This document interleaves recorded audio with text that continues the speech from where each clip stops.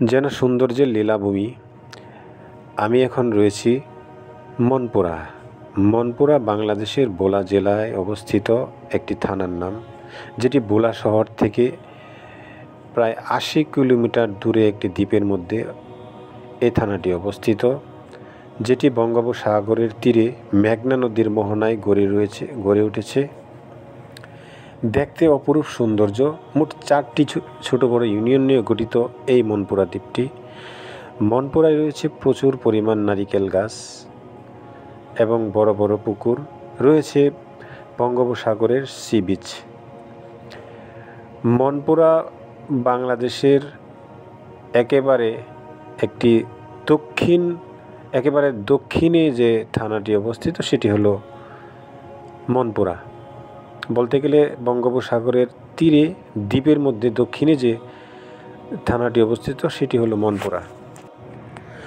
মনপুরায় আপনি যেভাবেই যেতে চান না কেন, মেঘনা নদী পার হয়ে যেতে হবে। মেঘনা বাংলাদেশের একটি অন্যতম নদী, যা বাংলাদেশের কিশোরগঞ্জের ভৈরব থেকে সৃষ্টি হয়ে, মেঘনা নামক নাম সৃষ্টি হয়ে চাঁদপুরের সাথে পদ্মার সাথে মিলিত হয়ে সোজা বরিশাল ভোলা হয়ে বঙ্গোপসাগরে মিশেছে, যার দৈর্ঘ্য 156 কিলোমিটার এবং প্রস্থ গড় 3400 মিটার, যেটি বাংলাদেশের একটি খরস্রোতা নদীর মধ্যে অন্যতম, যেখানে রয়েছে প্রচুর পরিমাণ ইলিশ মাছ এবং অন্যান্য মাছ, যে মাছগুলি খেতে খুবই সুস্বাদু। মনপুরায় যাওয়ার সময় মেঘনা নদী পার হওয়াটা আনন্দের অন্যতম আরেকটি বিষয়। তাছাড়া যারা ঢাকা থেকে কিংবা বরিশাল অথবা চাঁদপুর এই নদীর তীর ঘেঁষে যে কোনো জায়গা থেকে আপনি আসেন না কেন লঞ্চে করে কিংবা স্পিডবোট করে, আপনার ভালো লাগবেই। কারণ মেঘনা নদীর প্রশস্ততা, স্রোত এবং কুল ঘেঁষা গ্রামগুলি দেখতে অপরূপ সৌন্দর্যের একটা অংশবিশেষ। বন্ধুরা, আমি এখন রয়েছি একটি ছোটোখাটো একটি লঞ্চ, যে লঞ্চটি ভোলা জেলার চরফ্যাশন এবং ভোলা জেলার মনপুরায় আসা যাওয়া করে। প্রতিদিন দুবার করে আসে, আবার দুবার করে যায়। মোট 2টি লঞ্চ এই রাস্তায় বা এই রুটে রয়েছে। এটি সকাল 9টায় এবং দুপুর 12টায় আসে, আবার যায় এরকম। তবে আসাটা অনেকটা বিপজ্জনক, কারণ যেহেতু মেঘনা নদী, যা এপার থেকে ওপার দেখা যায় না এই অংশে, সেহেতু একটা রিস্ক সবার রয়ে থাকে।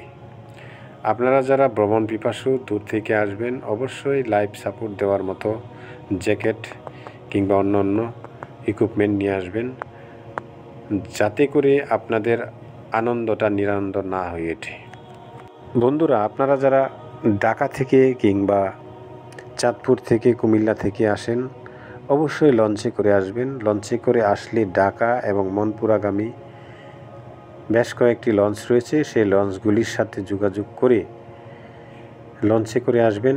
আনন্দটা দ্বিগুণ হয়ে যাবে, কারণ নদীর সৌন্দর্য, নৌকা ভ্রমণ, বিশেষ করে লঞ্চ ভ্রমণটা আনন্দের একটা বিরাট বিষয়।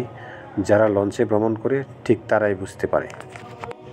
আমরা যে লঞ্চটিতে আছি এটি এখনও মেঘনায় পৌঁছেনি। একটি খালের মধ্য দিয়ে মনপুরা ঘাট থেকে আমরা মেঘনা নদীতে যাচ্ছি।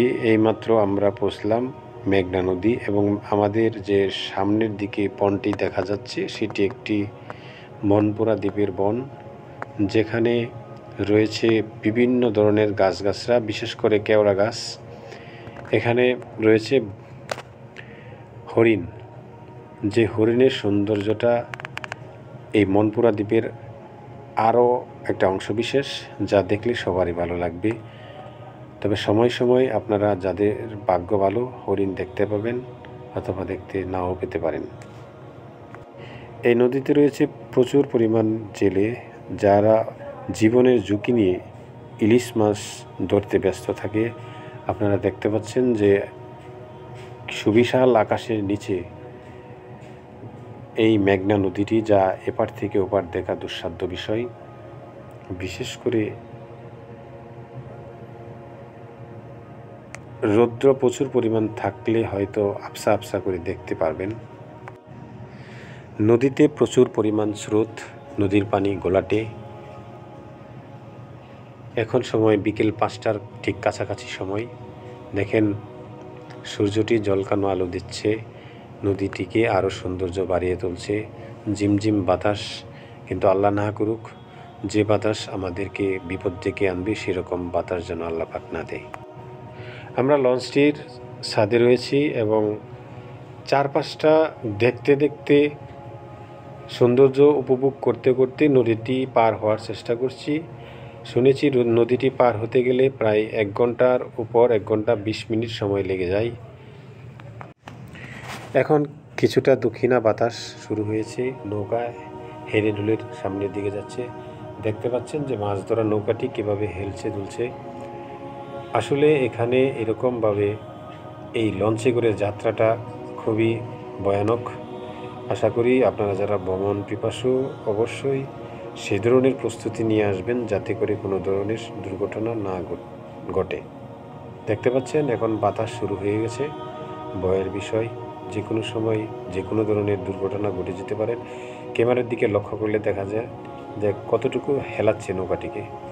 বন্ধুরা সবাই আসার সময় অবশ্যই প্রস্তুতি নিয়ে আসবেন। দেশ ভ্রমণ করা এটা আনন্দের বিষয়। সবার কাছ থেকে এই দেশ ভ্রমণ করাটা আশা করা যায় না। যাদের মধ্যে প্রকৃতি দেখার প্রবণতা রয়েছে শুধু তারাই ভ্রমণ করতে পারে। অনেকের অনেক ধরনের ইচ্ছা রয়েছে, অনেক ধরনের আশা আকাঙ্ক্ষা রয়েছে, কিন্তু বেড়ানোর বা ঘুরে ফেরার আশাটা সবার মধ্যে থাকে না। এ পর্যন্ত আমি আমার এই যাত্রা বিরতির বর্ণনা করলাম। সবাই ভালো থাকবেন, সুস্থ থাকবেন এবং এই জায়গায়